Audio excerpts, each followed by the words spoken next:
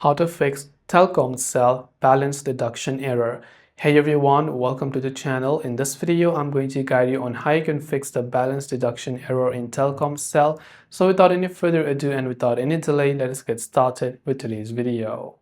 If you're getting a balance deduction error in Telkomsel, first verify the details in your SMS history and transaction logs. So if you're trying to see your SMS history and you're getting a balance deduction error for no reason, then just try to check if you're getting such type of messages from your SMS history. The second is you can also check the transaction logs because you might have subscribed to a data plan which has deducted your balance. So in that case, you can just make sure that your MyTelkomsel app is also updated to the latest version and that you open it up and that you log into your phone number. Then once you've done that, you should be able to go ahead and select your MyTelkomsel transaction history, and from there hopefully you should be able to see. So if none of those are the case, then and if your balance is getting reduced for no reason unless some kind of tax calls or anything, then you have to contact the Telkomsel customer support.